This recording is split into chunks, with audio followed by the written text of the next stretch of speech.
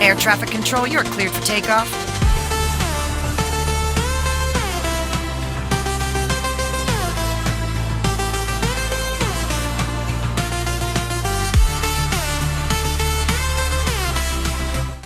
ही गाडीची काच फोडली आपल्या. आरपार इकडे लेडीज बसल्या होत्या आतमध्ये. दिनांक 9 फेब्रुवारी 2026 रोजी जिल्हा परिषद व पंचायत समिती निवडणुकांचा निकाल जाहीर झाल्यानंतर चौल परिसरात मोठा राडा झाल्याचे वृत्त समोर आले आहे.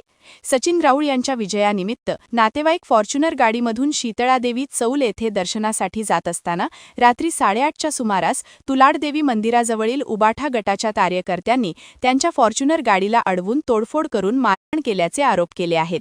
या घटनेत गाडीतील महिलेचा हात ओढण्याचा प्रयत्न झाला असून 2 अन्य व्यक्तींनाही लोखंडी रॉडने मारहाण करण्यात आली अशी पोलिसांत तक्रार दाखल करण्यात आली आहे. ही घटना रात्री 8:15 वाजण्याच्या सुमारास तुलाडदेवी मंदिराजवळील उबाठा गटाच्या कार्यालयासमोर घडली. तक्रारीनुसार सचिन राऊळ यांचे नातेवाईक फॉर्च्युनर गाडीमधून जात असताना सुरेंद्र म्हात्रे, संस्कार म्हात्रे, साहिल राऊत, मारुती भगत, अजित गुरव, अजित मिसाळ, शैलेश घरत, आर्यन मिसाळ, प्रतीक नाईक, अजित मगर आणि अजिंक्य मिसाळ या कार्यकर्त्यांनी त्यांची गाडी अडवली. त्यांनी हाताने गाडीला फटके मारले, शिवीगाळ करून दमदाटी केली. गाडीतील एका महिलेचा हात बाहेर ओढण्याचा प्रयत्न करत हिला बाहेर ओढा रे असे बोलून वाईट हेतूने हसत शिवीगाळ केली. त्याचवेळी साहिल राऊत याने हातातील लोखंडी रॉडने गाडीच्या मागील काचेवर फटका मारून काच फोडली आणि नुकसान केले. काल आमच्या जिल्हा परिषद इलेक्शन नंतर मी विजयी झाल्यानंतर मी कार्यकर्त्यांसगट देवळामध्ये जात होतो. नागावरनं आम्ही निघालो. तसं आम्ही राम मंदिरापर्यंत पोहोचलेलो.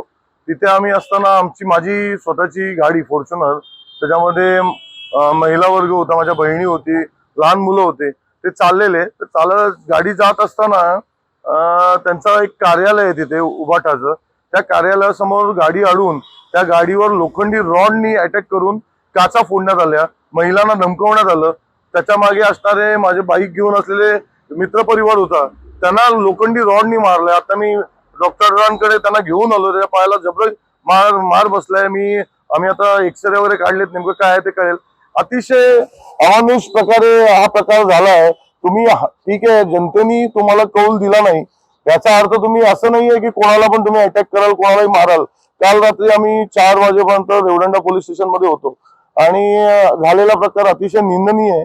हार झाली आहे, स्वीकारण्याची हे पाहिजे.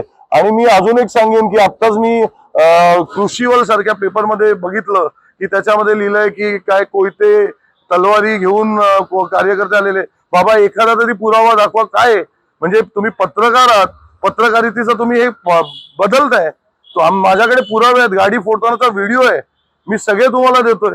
हे चुकीचं आहे. चुकीच्या प्रकारे वातावरण तुम्ही पसरवताय.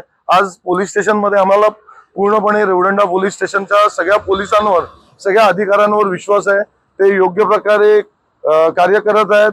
त्यातनं ते नक्कीच जे आरोपी आहेत त्यांना पकडतील आणि योग्य तो न्याय देतील. वादळवारा लाईव्हसाठी धनंजय कवठेकर, अलिबाग. नवी मुंबई व रायगड जिल्ह्यातील ताज्या बातम्या आणि घडामोडींसाठी सबस्क्राईब करा वादळवारा लाईव्ह चॅनल आणि दाबा बेल आयकॉन.